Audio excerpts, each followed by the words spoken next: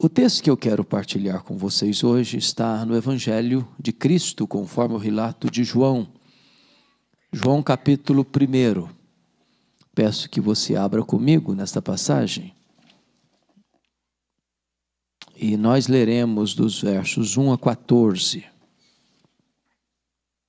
João capítulo 1, versos de 1 a 14.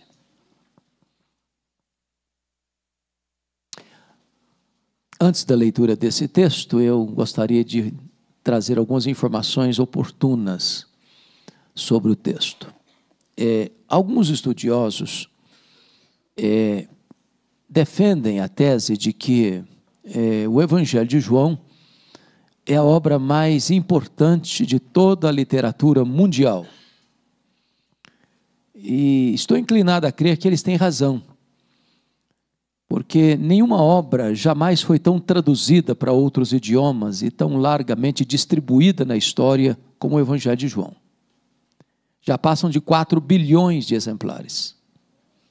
Este Evangelho foi escrito quando os outros evangelhos que nós chamamos de sinóticos, Mateus, Marcos e Lucas, já circulavam nas igrejas há mais de 20 anos.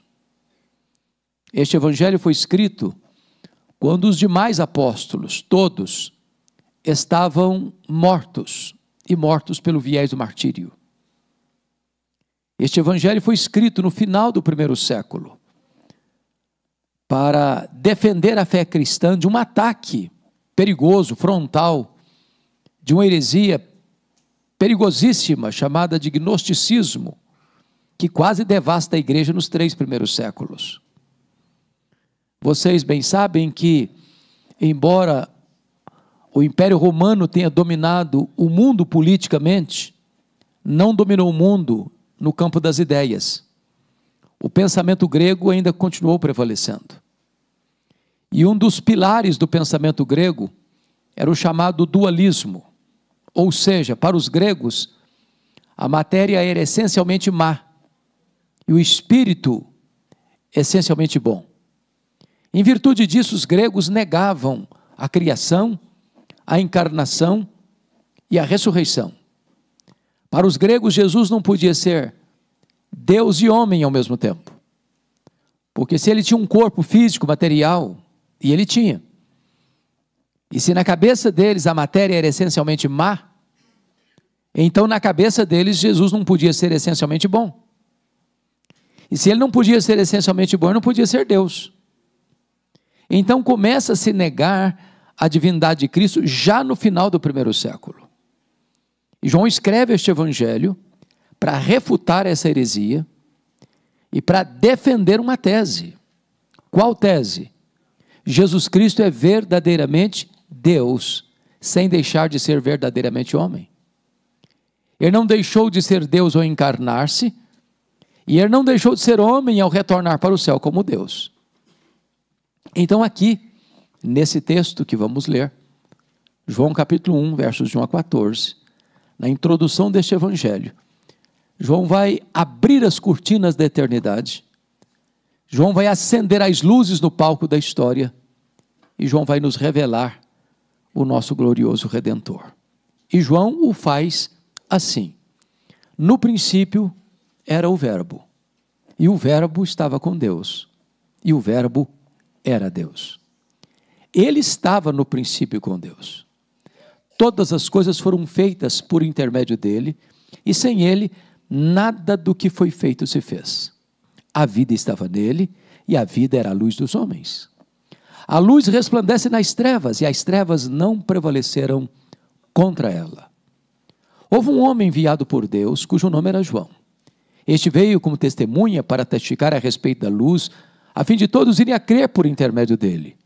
Ele não era luz, mas veio para testificar da luz, a saber, a verdadeira luz que vinda ao mundo ilumina todo homem. O Verbo estava no mundo, o mundo foi feito por intermédio dele, mas o mundo não o conheceu. Veio para o que era seu e os seus não o receberam. Mas a todos quantos o receberam, deu-lhes o poder de serem feitos filhos de Deus, a saber, aos que creem no seu nome, os quais não nasceram do sangue, nem da vontade da carne, nem da vontade do homem, mas de Deus. E o Verbo se fez carne e habitou entre nós, cheio de graça e de verdade. E vimos a sua glória, glória como do unigênito do Pai. Amém. Quando João vai abrir as cortinas da eternidade para revelar-nos Jesus, ele quase nos tira o fôlego de início, porque ele começa assim: no princípio era o Verbo. Vocês que certamente têm uma boa noção da língua portuguesa, percebem aí que o verbo ser não está no pretérito perfeito. Ele não diz no princípio foi o verbo, mas ele está no pretérito imperfeito. No princípio era o verbo. Isso significa que quando tudo teve um princípio, e a Bíblia diz que no princípio criou Deus os céus e a terra, o verbo já existia. Portanto, o verbo preexiste ao princípio, à criação, ao tempo, à história. Se o verbo preexiste ao princípio, significa que o verbo é eterno. E como eternidade é um atributo exclusivo de Deus, então o verbo é Deus. Leia as grandes obras dos grandes pensadores. E talvez você não vai encontrar uma obra onde o autor vai provar uma tese, e ele prova a sua tese na primeira declaração do seu texto. Só Deus é eterno. E se o verbo é eterno, então ele é Deus. E ele diz que o verbo estava com Deus. Essa expressão significa que o verbo estava face a face com Deus. Ora, se Deus é um ser pessoal, e Deus é, e se o verbo estava face a face com Deus, logo o verbo não é um ser impessoal, como pensavam os gregos, mas um ser pessoal, da mesma essência, da mesma natureza. Nas palavras do credo niceno, Deus de Deus, luz de luz, coigual, coeterno e consubstancial com o Pai. E João fecha o verso primeiro assim: e o verbo era Deus. Não apenas um ser inferior a Deus, como pensara Ário de Alexandria. Não apenas um ser superior aos anjos, mas um ser da mesma natureza, tendo os mesmos atributos e realizando as mesmas obras. Então eu preciso concordar com o pensador cristão C.S. Lewis quando disse assim: com respeito a Jesus, você só tem 3 opções. Ou ele é um mentiroso, ou ele é um louco, ou ele é Deus. Se ele não é quem ele disse ser, é um mentiroso. Se ele não é quem ele pensou ser, é um louco. Mas se ele é quem ele disse ser, bom, então ele é Deus. Porque só ele pôde afirmar: quem me vê a mim, vê o Pai. Eu e o Pai somos um. Só nos resta, portanto, fazer o que Tomé fez: curvarmos-nos aos seus pés e dizer: Senhor meu e Deus meu. O verbo é eterno, o verbo é pessoal, o verbo é divino. Mas está escrito que ele estava no princípio com Deus. A pergunta é: que princípio? E a resposta é: no princípio criou Deus os céus e a terra. Quando os céus e a terra foram criados, o verbo estava lá. Mas não estava lá passivamente, estava lá ativamente, porque o verso 3 diz que todas as coisas foram feitas por intermédio dele, e sem ele nada do que foi feito se fez. Essa é uma declaração espantosa, porque esta declaração põe o machado da verdade na raiz de algumas ideias tão populares nos nossos dias. Por exemplo, esse versículo refuta a ideia grega de que a matéria é eterna. Não, a matéria não é eterna. É eterno, só Deus o é. A matéria foi chamada à existência pela palavra onipotente do verbo. Segundo, esse versículo reprova a ideia de que o mundo surgiu espontaneamente. A teoria da geração espontânea não está calçada com a verdade. Esse mundo não passou a existir por vontade própria, por iniciativa própria. Ele foi chamado à existência. Perdoe-me da expressão: esse mundo não pariu a si mesmo. Esse mundo não deu à luz a si mesmo. Ele foi criado, e criado pelo nosso glorioso Redentor. Terceiro, esse versículo refuta a ideia de que o mundo surgiu mediante uma mega explosão cósmica casual, a teoria do Big Bang.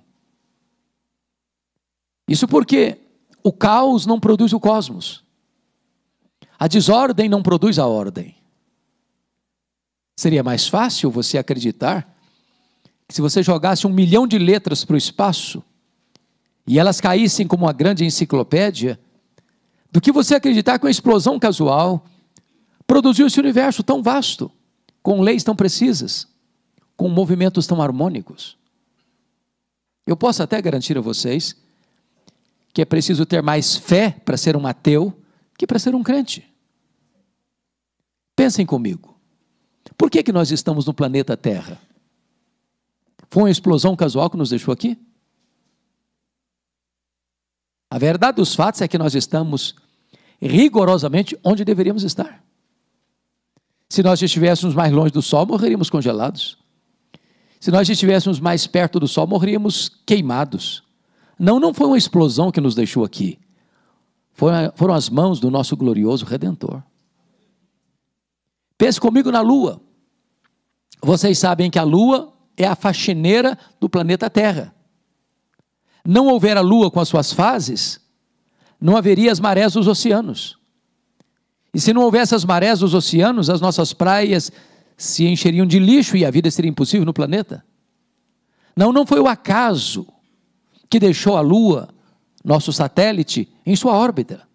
Foram as mãos do nosso glorioso Redentor. Todas as coisas foram feitas por intermédio dele, e sem ele, nada do que foi feito se fez. Quarto lugar, esse versículo refuta a ideia de que o mundo surgiu mediante uma evolução de milhões e milhões de anos. Vocês sabem que quando o nosso missionário pioneiro, Ashbel Green Simonton, chegava ao Brasil, em 1859, Charles Darwin publicava o seu livro A Origem das Espécies em Londres. De lá para cá, essa chamada teoria da evolução tem sido ensinada nas escolas, desde o ensino fundamental ao pós-doutorado, como uma verdade científica. Falta-lhes, entretanto, a evidência das provas. O próprio livro de Charles Darwin, A Origem das Espécies, tem cerca de 800 verbos no futuro do subjuntivo. Suponhamos, suponhamos, suponhamos, suponhamos, suponhamos. É preciso afirmar que criacionismo não é artigo de fé, de religião. Criacionismo é artigo de ciência. O que você e eu cremos pela fé não é que o mundo foi criado. Isso é ciência. O que você e eu cremos pela fé é que este mundo que foi criado por Deus. Então esse versículo refuta essas ideias e retrata para nós quão grande é o nosso glorioso Redentor, quão majestoso Ele é, quão digno de honra e glória Ele é. Por exemplo, quando o profeta Isaías estava descrevendo a majestade de Deus, no capítulo 40, e ele está falando de um texto messiânico, ele diz que este é aquele que mede as águas na concha da sua mão.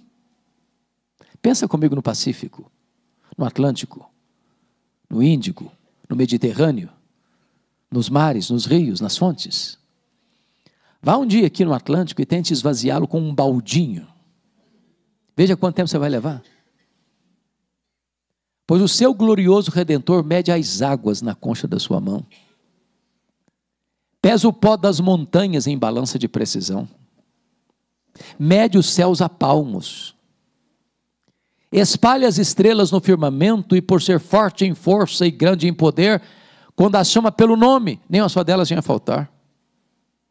Olha para as grandes potências econômicas e militares da terra e considera todas essas nações como um pingo que cai num balde, como um pó numa balança de precisão, como um vácuo, como nada, como menos do que nada. Este é o nosso glorioso Redentor. Agora pergunte para um astrônomo, qual é o tamanho desse universo que ele mediu a palmos? Pergunte. Sabe qual é a resposta dele, se ele for honesto? Eu não sei. E quando ele diz eu não sei, ele não está confessando uma ignorância absoluta. É que nenhum homem é capaz de afirmar categoricamente qual é o exato tamanho do universo. Isso é uma matéria em aberto. Mas você e eu sabemos que o universo não é infinito, porque a infinitude é um atributo exclusivo de Deus. Porém, o que os cientistas já sabem afirmam que o nosso universo tem mais de 93 bilhões de anos-luz de diâmetro. E o que significa isso? Significa que se você voar à velocidade da luz, 300 mil quilômetros por segundo, nessa velocidade, você demoraria mais de 93 bilhões de anos para ir de uma extremidade à outra do universo. Como diz o primeiro-ministro holandês, Abraham Kuyper, não há um centímetro deste universo onde o nosso glorioso Redentor não possa dizer, isso aqui é meu, eu criei isso aqui, sou dono disso aqui, eu estou aqui. Este é o nosso glorioso Redentor. Pergunte a um astrônomo quantas estrelas existem. Sabe qual é a resposta dele? Eu não sei. O que eles sabem e afirmam é que há mais estrelas no firmamento do que todos os grãos de areia de todas as praias e desertos do nosso planeta. Vá um dia à praia. Encha a concha da sua mão de areia. Tenha paciência de levar para casa, botar numa tábua de vidro e contar quantos grãos de areia você consegue colocar na concha da sua mão. Tentei fazer isso agora, pastor Paulo, em Guarapari de férias. Enchi a concha de areia e comecei a contar a mão de areia. 1, 2, 100, 200, 400, 500. Parei. Nem tinha começado a contar ainda. Pois há mais estrelas no firmamento que todos os grãos de areia de todas as praias e desertos do nosso planeta. Mas o nosso glorioso Redentor não apenas criou todas elas, ele batizou cada uma delas pelo nome. E diz a Bíblia, por ser forte em força e grande em poder, quando as chama pelo nome, nem uma só delas vem a faltar. Este é o nosso glorioso Redentor. Até o século XX, nós estávamos pasmos com a grandeza do macro-universo. De lá para cá, nós estamos pasmos, boquiabertos, com a grandeza do micro-universo. É com a nanotecnologia. Se você chegar em casa hoje, for na varanda do seu apartamento, ou no quintal da sua casa, pegar uma folha tenra. Essa folha é tão complexa como a cidade de São Paulo. Se você pegar um ovo na geladeira, a gema desse ovo é mais complexa do que qualquer máquina que o homem jamais inventou. Dr. John Wilson, catedrático de Harvard, uma das maiores autoridades em oftalmologia no mundo, diz que você e eu temos em torno de 10 milhões de fios duplos encapados em cada um dos nossos olhos. E se não for assim, haveria um curto-circuito e ficaríamos cegos. Dr. Marshall Nirenberg, prêmio Nobel de Biologia, fez uma das mais fantásticas descobertas no século passado. Ele descobriu que você e eu somos um ser programado geneticamente, computadorizadamente programados. Ele descobriu que você e eu temos mais de 60 trilhões de células vivas no nosso corpo. Descobriu mais. Que em cada uma dessas células tem 1,70 m de fita DNA, onde estão gravados e computadorizados todos os nossos dados genéticos, a cor dos nossos olhos, a cor da nossa pele, o nosso temperamento. Se você espichar a fita DNA do seu corpo, você terá 102 trilhões de metros de fita DNA. Você terá 102 bilhões de quilômetros de fita DNA, dá para dar diversas voltas no sistema planetário. Dr. Loy vai afirmar mais tarde que códigos de vida não se originam espontaneamente. Não se originam mediante uma explosão cósmica ou de uma evolução de milhões e milhões de anos. Códigos de vida foram plantados em você pelo Deus Todo-Poderoso, Criador dos céus e da terra, e este é o nosso glorioso Redentor. Todas as coisas foram feitas por intermédio dele, e sem ele, nada do que foi feito se fez. Quando você vai para o verso 4, ele nos tira o fôlego outra vez. Porque diz, a vida estava nele, e a vida era a luz dos homens. E significa que tudo que existe, existe porque recebeu vida dele, anjos, homens, animais, universo, enfim. Mas alguém pergunta, então quem criou Deus? Resposta: ninguém. Ele não foi criado, ele é o Criador. Mas alguém pergunta, então quando ele passou a existir? Resposta: ele não passou a existir. Ele é o Pai da eternidade. Ele é eterno. O simples fato de você e eu estarmos aqui nesta noite é uma prova irrefutável de que ele existe. Porque a Bíblia diz, nele vivemos, nos movemos e existimos. Ele quem nos dá a vida, a respiração e tudo mais.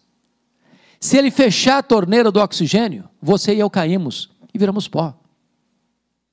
E João fecha o assunto assim: a luz resplandece nas trevas, e as trevas não prevaleceram contra ela. Sabe o que significa isso? Não tem páreo para Jesus. Ninguém ameaça Jesus. Ninguém coloca Jesus numa situação de risco. Nem você nem eu jamais vimos a luz ter medo das trevas. Em qualquer tempo, em qualquer lugar, jamais vimos. Por mais trevosa que seja a treva, quando a luz chega, a treva tem que ir embora.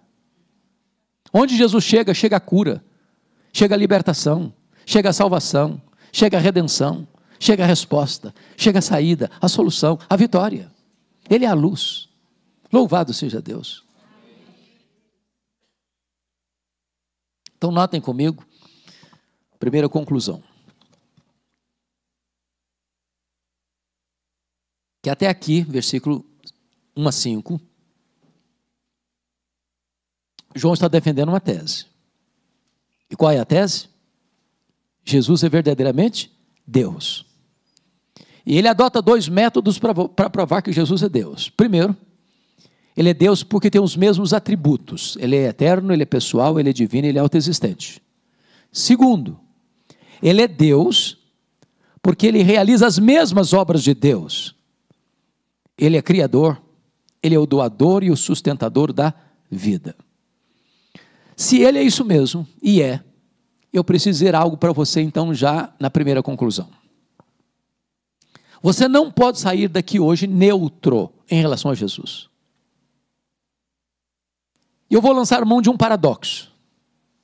E o paradoxo é este: você é escravo da sua liberdade.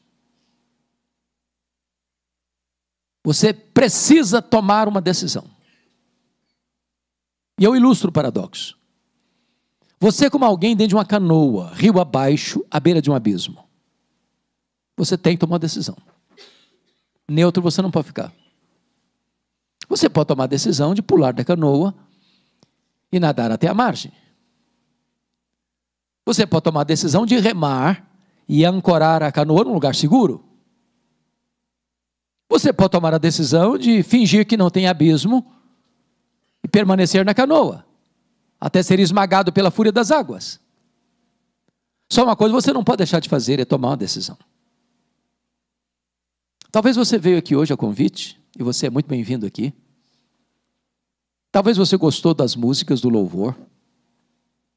Talvez você acompanhou o raciocínio da mensagem. Mas aí no seu coração você está dizendo assim: bom, eu não vou tomar decisão, eu não quero tomar decisão, eu tenho raiva de quem decide. Aliás, eu estou até indeciso. E eu preciso dizer para você que a indecisão é uma decisão. A indecisão é a decisão de não decidir. Porém, com respeito a Jesus, é impossível, porque foi ele quem disse: quem não é por mim, é contra mim, quem comigo numa junta, espalha. Então é por isso que a partir de agora, do verso 6, João vai nos apresentar 3 decisões. A pergunta é: qual é a sua? A primeira decisão está nos versos 6 a 9, confira comigo.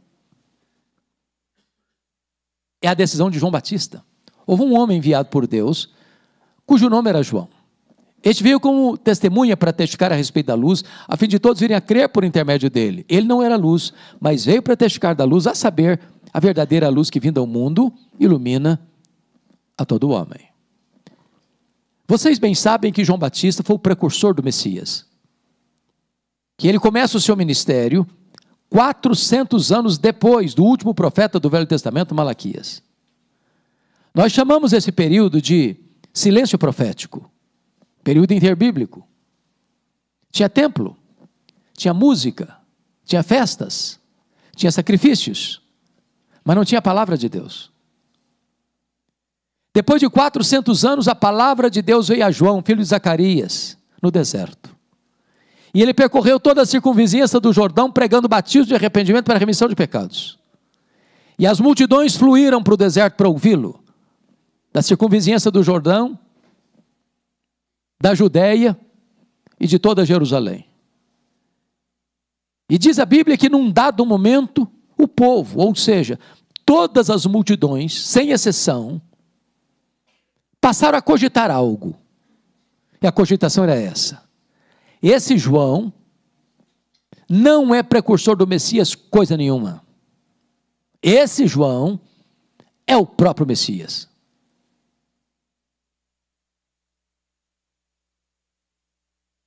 Todos os votos que caíram na urna para candidato a Messias foram dados a João Batista. Nenhum voto em branco, nenhum voto nulo. Esta cogitação da multidão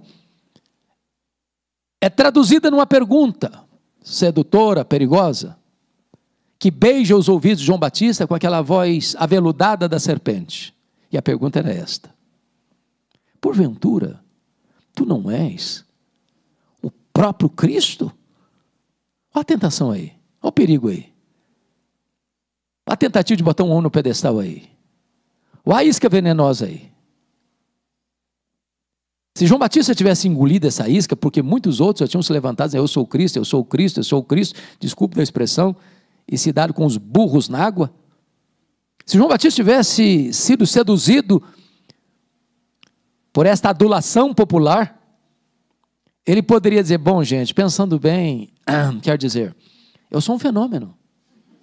Nunca ninguém trouxe tanta gente para o deserto como eu. Aliás, se eu me declarar Messias aqui, o povo já tem do meu lado. Não, ele não engoliu a isca venenosa, não, ele foi categórico. Eu não sou o Messias, eu vim preparar o caminho do Messias. Eu não sou o verbo, eu sou apenas uma voz que clama no deserto. Eu não sou a luz, eu aponto para Jesus e digo: este é a verdadeira luz que vinda ao mundo ilumina todo homem. Eu não sou o cordeiro, eu aponto para Jesus e digo: este é o cordeiro de Deus que tira o pecado do mundo. Eu não sou o noivo, eu sou apenas um amigo do noivo. Eu batizo com água, mas aquele que vem depois de mim é mais poderoso do que eu, e ele vos batizará com o Espírito Santo e com fogo. Na verdade, eu não sou nem digno de me curvar, desatar as correias das suas sandálias. Eu tenho um lema de vida: convém que ele cresça e que eu diminua. Essa é a primeira decisão, de dar a Jesus toda a glória que só Jesus pode receber. Mas vamos ver a segunda decisão. A segunda decisão está nos versos 10 e 11. Confira aí comigo. O verbo estava no mundo, o mundo foi feito por intermédio dele, mas o mundo não o conheceu. Veio para o que era seu e os seus não o receberam. Então, me permita só fazer uma perguntinha. Você que está com a Bíblia aberta, me responda aí. Quantas vezes aparece a palavra mundo no verso 10? Olha para mim. Quantas vezes? Quantas? 3 vezes. Na língua grega é a mesma palavra: cosmos, cosmos, cosmos. Mas se você percebeu, cada vez que a palavra cosmos aparece aí, tem um significado diferente. No mesmo versículo. O verbo estava no mundo. Que mundo? Mundo geográfico. O mundo foi feito por intermédio dele. Que mundo? Mundo físico, material. O mundo não o conheceu. Que mundo? O mundo das pessoas. Então, ao ler sua Bíblia, preste atenção, porque uma mesma palavra, repetida num mesmo versículo, pode ter significado diferente. Então ele abre a compreensão no verso 11, quando diz assim: veio para o que era seu, e os seus não receberam. E quem são os seus aí? Os judeus, o povo de Israel, o povo da aliança. E a pergunta é: não receberam por quê? Por falta de luz? Não, por falta de olhos. Por falta de evidências? Não, por falta de fé. Todo o Antigo Testamento aponta para Jesus. Jesus é a semente da mulher que nasceu para esmagar a cabeça da serpente. Jesus é o descendente de Abraão, em quem todas as famílias da terra são abençoadas. Jesus é representado pela coluna de fogo e pela coluna de nuvem. Ele é representado pelo maná que caía do céu e pela água que brotava da rocha. Ele é representado pelo cordeiro da Páscoa, pelo tabernáculo, pela arca da aliança e pelo templo. Ele é representado pelo santuário, pelas festas que ocorriam no santuário. Ele é representado pelos sacrifícios que eram realizados. Ele é representado pelo sábado. Tudo era sombra dele. Ele é a realidade. Na plenitude dos tempos ele veio, nascido de mulher, nascido sob a lei. O verbo se fez carne. Ele andou por toda parte fazendo bem, libertando os oprimidos do diabo. Os cegos viram, os surdos ouviram, os mudos falaram, os coxos andaram, os mortos ressuscitaram. Mas os seus não o receberam. Quando você vai a Israel até hoje, você vai lá no túmulo das lamentações, no muro das lamentações, e você vai ver os judeus, de crianças a velhos, orando fervorosamente, estudando fervorosamente, aguardando ainda o Messias, que já veio há 2000 anos, na pessoa de Jesus de Nazaré. Nas palavras do apóstolo Paulo, a venda ainda está colocada nos olhos, e é um alerta para nós. Cuidado para que você, tendo tanto conhecimento da verdade, ainda rejeite a verdade, porque a pergunta bíblica é essa: como escaparemos nós, se negligenciarmos tão grande salvação? Então, veremos agora a última decisão, dos versos 12 e 13, que não é a rejeição de Jesus, mas é a aceitação de Jesus.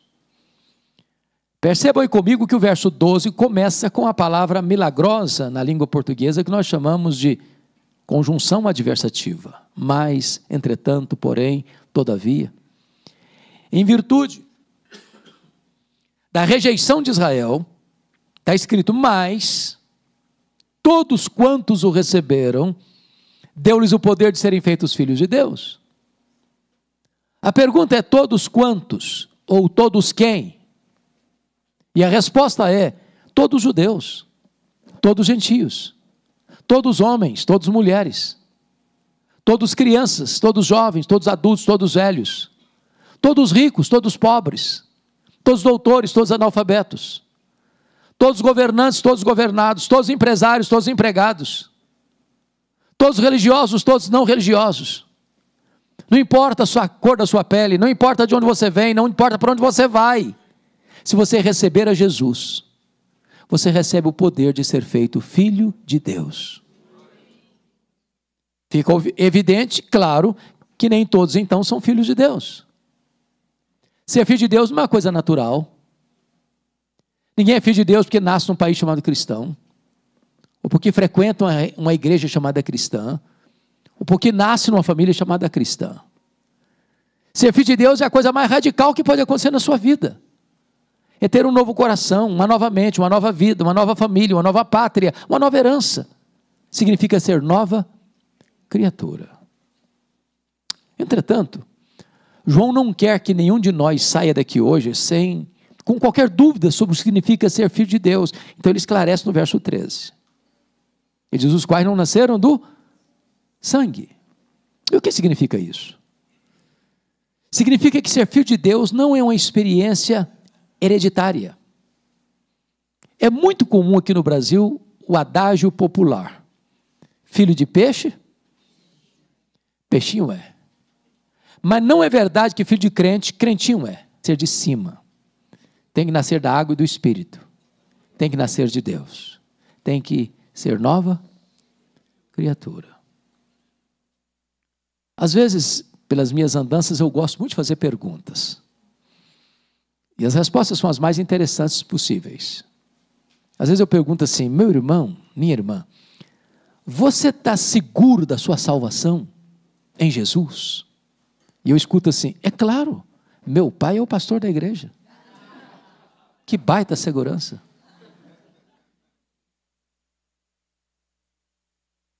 Outros são mais sofisticados. Você está seguro, meu, da sua saúde? Claro, pastor, eu sou calvinista desde o berço. Mas eu sou arminiano seguro. Bom, você pode ser filho de pastor, você pode ser calvinista, você pode ser arminiano, mas quem salva você é Jesus. Se você não estiver calçado, firmado neste sólido fundamento, você está confiando na base errada. Segundo lugar, os quais não nasceram do sangue, nem da vontade da carne. O que significa isso? Nem da vontade da carne. Significa que nenhum ser humano tem autoridade ou competência para se autoproclamar filho de Deus. Salvação não está na sua mão, nem na minha, nem na mão da igreja, nem na mão da denominação, nem no controle de qualquer concílio eclesiástico. Salvação pertence a Deus, está na mão de Deus. Só Deus pode fazer de você seu filho.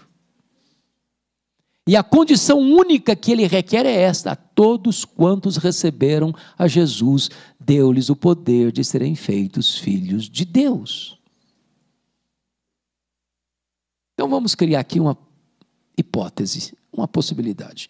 O paulistano trabalha muito, corre muito, é muito atarefado. Quando chega um feriado longo, ele quer dar uma fugida, mais do que natural e mais do que justo. Então imagine que você vai para uma montanha, um ar limpo, aqueles arvoredos robustos com as suas cabeleiras esvoaçando pelo vento, aqueles campos engrinaldados de flores, um riacho de águas cristalinas rasgando as entranhas do jardim, o passaredo a cantar, as borboletas enchendo o espaço de cores variadas, as flores mimosas com as suas pétalas aveludadas exalando um inebriante perfume, e aquela brisa gostosa tocando o seu rosto, e você tomado por emoção de tanta beleza e perfumes, exclama do fundo da sua alma: quer saber de uma coisa? A partir de hoje eu me faço filho de Deus. Bonito, não? Mas impossível. Impossível. Só o próprio Deus pode fazer de você seu filho. Os quais não nasceram do sangue, nem da vontade da carne, nem da vontade do homem. O que significa nem da vontade do homem? Nenhum ser humano, por mais nobre que seja, tem competência para dizer para você: seja filho de Deus. Nem os patriarcas, nem os profetas, nem os apóstolos, nem os pais da igreja, nem os reformadores, nem os avivalistas, nem Paulo, nem Pedro, nem Maria, nem o Papa, nem o sacerdote, nem o bispo, nem o pastor, nem o missionário, nem a igreja, nem a denominação, nem qualquer concílio eclesiástico. Só o próprio Deus pode fazer de você seu filho. Então, João vai nos levar agora à conclusão do seu texto, no versículo 14. E o que está escrito aí? E o verbo se fez carne e habitou entre nós, cheio de graça e de verdade, e vimos a sua glória, glória como do unigênito Pai. Eu acho que vocês bem sabem que o primeiro concílio geral da igreja, convocado por Constantino, em Nicéia, no ano 325, teve um herói da fé, que refuta as teses heréticas do presbítero Ário de Alexandria, e esse homem chamava-se Atanásio.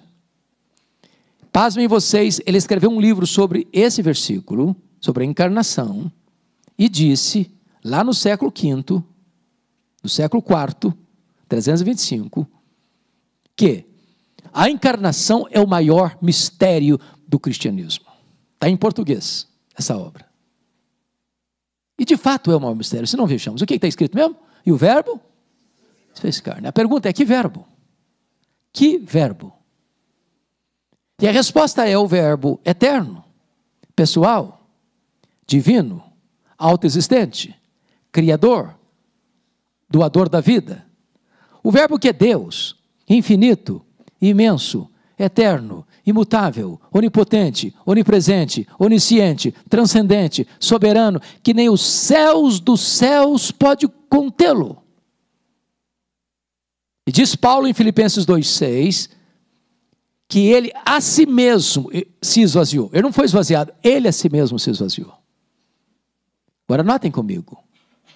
Se nem os céus dos céus pode contê-lo, ele foi se esvaziando, e se esvaziando, e se esvaziando, e se esvaziando, a ponto de transformar-se num zigoto, num embrião, num feto, num bebê, que nasce de uma virgem, que é enfaixado em panos, e colocado num coxo de animal, comer, uma manjedoura. Aquele bebê era o Criador do universo. Ele não veio para ficar longe de nós, ele veio para estar entre nós. Ele vestiu pele humana, ele calçou as sandálias da humildade, ele pisou o nosso chão, ele comeu o nosso pão, ele bebeu a nossa água, ele chorou a nossa lágrima, ele sentiu a nossa dor. Ele carregou sobre o seu corpo no madeiro os nossos pecados. Ele morreu pelos nossos pecados. Ele ressuscitou para a nossa justificação. Ele voltou para o céu e está sentado no trono.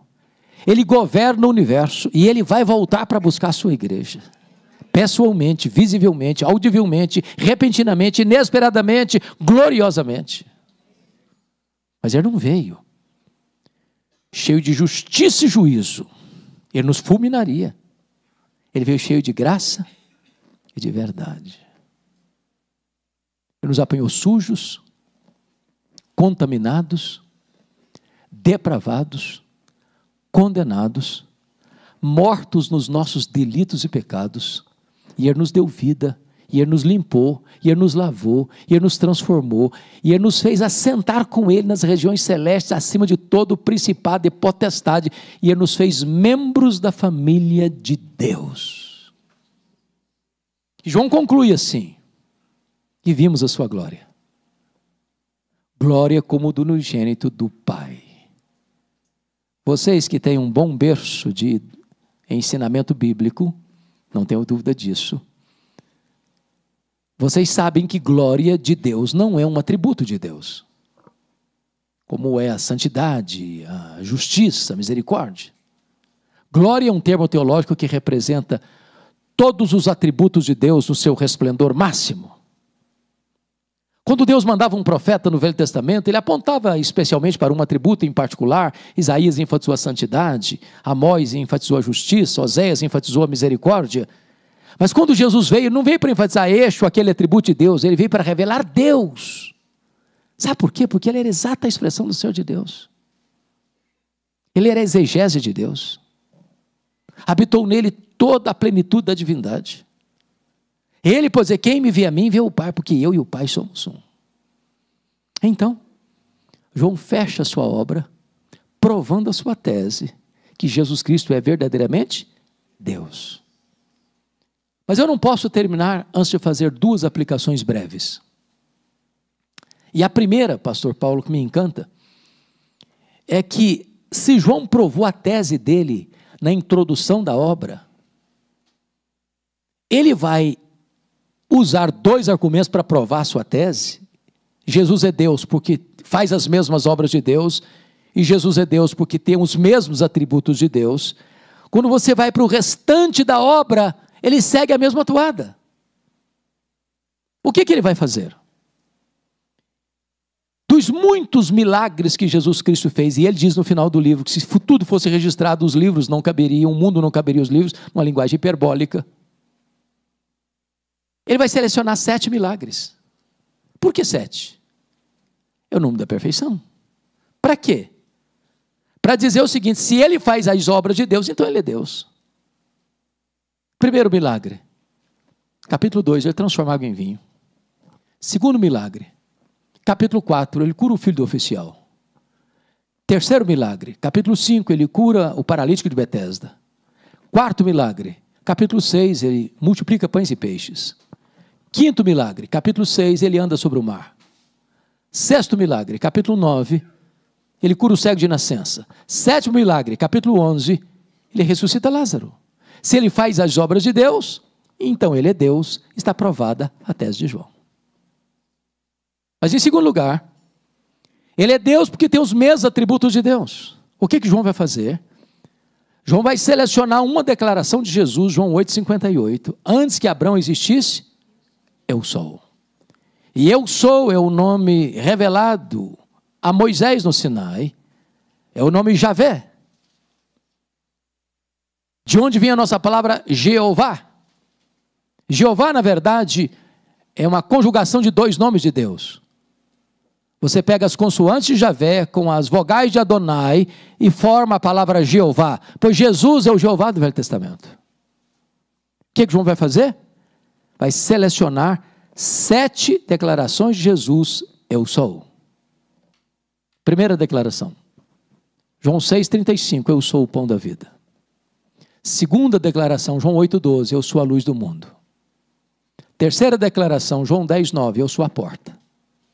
Quarta declaração, João 10,11, eu sou o bom pastor. Quinta declaração, João 11,25, eu sou a ressurreição e a vida. Sexta declaração, João 14,6, eu sou o caminho e a verdade e a vida. Sétima declaração, João 15,1, eu sou a videira verdadeira. Se ele tem os mesmos atributos de Deus, então ele é Deus. Está provada a tese de João. Mas a segunda aplicação, e aqui eu termino, para mim é um grande mistério. Porque dessas 7 declarações, uma delas ele compartilha com a igreja. Por exemplo, ele diz em João 8,12 assim, eu sou a luz do mundo. Mas ele diz em Mateus 5,14, vós sois a luz do mundo. Agora notem, Jesus nunca disse assim para a igreja, vós sois o pão da vida. Quem se alimentar de vós nunca mais terá fome. Jesus nunca disse assim para a igreja, vós sois a porta. Quem entrar por vós será salvo, entrará e sairá e achará pastagem. Ele nunca disse isso para a igreja. Jesus nunca disse assim para a igreja, vós sois o bom pastor que deu a vida pelas ovelhas. Ele nunca disse isso para a igreja. Jesus nunca disse assim para a igreja, vós sois a ressurreição e a vida, e quem crer em vós não morrerá eternamente. Ele nunca disse isso para a igreja. Jesus nunca disse assim para a igreja, vós sois o caminho e a verdade e a vida, e ninguém vem ao Pai senão por vós. Ele nunca disse isso para a igreja. Jesus nunca disse assim para a igreja, vós sois a videira verdadeira. Ele nunca disse isso para a igreja. Mas Jesus disse, eu sou a luz do mundo. E Jesus disse, vós sois a luz do mundo. Como entender esse grande mistério? Para responder ao mistério, me permitam 2 perguntas. Primeira pergunta. O sol brilha? Sim, é claro, o sol brilha. Mas por que o sol brilha? Porque o sol tem luz própria. Sabe por que Jesus brilha? Porque ele é o sol da justiça. Ele tem luz própria. Ele é a verdadeira luz que vinda ao mundo ilumina todo o homem. Segunda pergunta. A lua brilha? E a resposta é sim, a lua brilha. Mas como a lua brilha? A lua não tem luz própria. A lua só brilha na medida em que ela reflete a luz do sol. Então entendamos. A igreja não é luz do mundo na mesma medida que Jesus é luz do mundo. A igreja não tem luz própria. A igreja só brilha na medida em que ela reflete a luz de Jesus, o sol da justiça.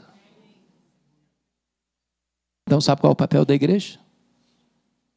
Seu e meu?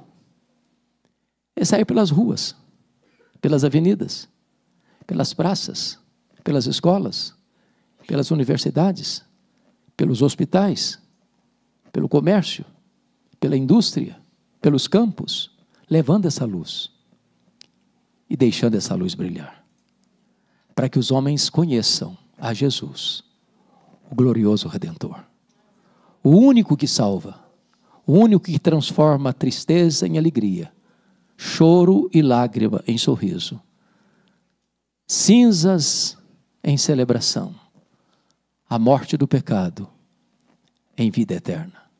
A Ele nós tributamos a honra, a glória e o louvor, agora e pelos séculos eternos. Amém.